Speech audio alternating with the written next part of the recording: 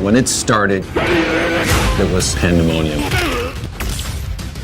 And everybody's freaking out, oh my God! Mobs around the game, it was a phenomenon. Oh my God, there's lines out the door everywhere. Nobody said we couldn't do it, so we did it. There were no rules. It was the Wild West of video game creation. When we first tested the Mortal Kombat game, there was nothing like it. Gameplay, violence, story. There was a combination that just resonated with players. One really important part of Mortal Kombat's success was the secret element to it. We never documented anywhere how to do the special moves. You just had to learn them. You're playing in an arcade and someone's like, hey, how'd you do that? Ah, it's a secret. If you did this, this, and this, a reptile would jump out and he would attack you. And it's like, oh my God, that wasn't expected. Fatalities became such a huge part of Mortal Kombat.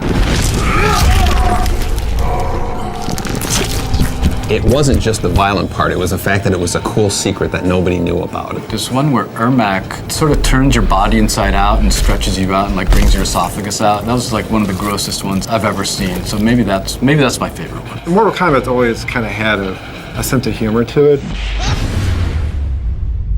We thought it was funny. I was surprised at how much influence the different versions of Mortal Kombat had to the console wars. There was two versions of the game that came out. One was on Super Nintendo, one was on the Genesis. The Genesis played better and the Super Nintendo looked better. It wasn't until, about a year after we made the first Mortal Kombat that it was coming out in the home systems, and it just became, this kind of cultural phenomenon of Mortal Kombat. You know that commercial? It just fueled that fire that was Mortal Kombat. Obviously, we had no idea that it was going to immerse itself into the culture the way it has.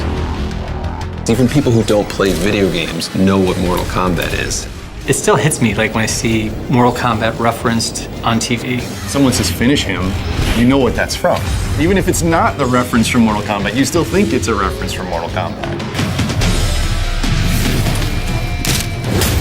I love the art that the MK community has created. It's an honor that people are so inspired by the stuff that we did. We never take that for granted. It's like we have the best fans in the world. After 25 years of support, I just want to say from the bottom of my heart, Dusty! Thank you for being there with us for this incredible ride. The continued support for 25 years has driven our team trying to exceed their expectations of what the next Mortal Kombat should be.